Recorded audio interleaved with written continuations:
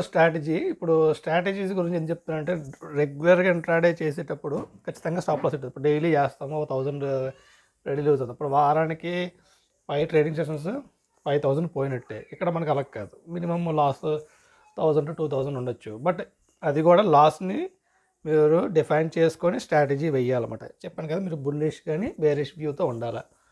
Okay, side వేస్ మార్కెట్లో కూడా ఇది వర్క్ ఉంటుంది. ఇక్కడ ఆప్షన్ సెల్లింగ్ చేస్తాం మనం, బయ్యింగ్ కాదు.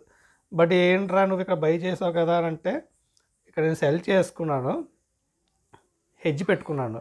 నా వ్యూ వచ్చేసి బుల్లిష్ సైడ్. ఒకవేళ మార్కెట్ అప్ సైడ్ వెళ్తే ఇది ప్రాఫిట్ ఖచ్చితంగా వస్తుంది. ఓకే, నేను ఈ 2 స్క్వేర్ ఆఫ్ చేసేసి ఇక్కడ మళ్ళీ నేను సెల్ ఆర్డర్ పెట్టి మళ్ళీ ఇక్కడ బై చేస్తాను. ఓకే, మళ్ళీ ఒక ఐరన్ ఫ్లై స్టార్ట్. ఎందుకు ఐరన్ ఫ్లై వేస్తానంటే ఐరన్ ఫ్లైలోనే మ్యాక్స్ లాస్ తక్కువ ఉంటుంది. ఓకే, ఐరన్ ఫ్లైలోనే మ్యాక్స్ లాస్ తక్కువ ఉంటుంది. పే ఆఫ్ గ్రాఫ్ ఎలా ఉంటుంది చూపిస్తాను. ఐరన్ ఫ్లై ఎలా ఉంటుంది. ఓకే, ఐరన్ ఫ్లైది పే ఆఫ్ గ్రాఫ్ ఎలా ఉంటుంది. ఇది ఎలా వర్కౌట్ అవుతుంది ఏంటి అన్నది డీటెయిల్గా నేను ఎక్స్ప్లెయిన్ చేస్తాను. క్లియర్గా చూడండి. ఫస్ట్ ఆఫ్ ఆల్ ఇప్పుడు మనం మార్కెట్ వ్యూ వచ్చేసి బేరిష్ సైడ్ ఉందనుకుందాం. సో మార్కెట్ పడుతుంది, అందరూ బేరిష్ సైడ్. జనరల్గా ఐరన్ ఫ్లై అందరూ ఎలా చేస్తారండి, జనరల్గానే కామన్గా ఏం చేస్తారు, at the money 2 LADS cell చేస్తారు. ఓకే, కొంతమంది 100 పాయింట్స్ 200 పాయింట్స్ వాళ్ళ రిస్క్ బట్టి ఉంటుంది మనకి.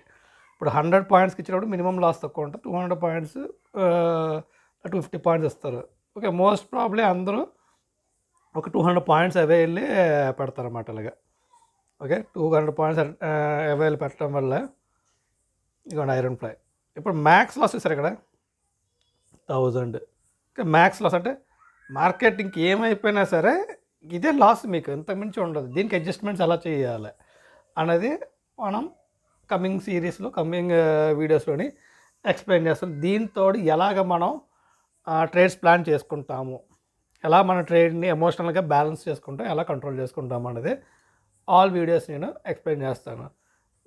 దీనికి ఇంట్రాడేలో మీరు పెద్ద పెద్ద లాస్లు ఫేస్ చేయగలరు. ఇప్పుడు ఇది వీక్లీ వన్సే కదా ఎక్స్పైరీ, ఎవ్రీ థర్స్డే ఎక్స్పైరీ లోపల మీరు అడ్జస్ట్మెంట్ చేయొచ్చు, చేయకపోవచ్చు.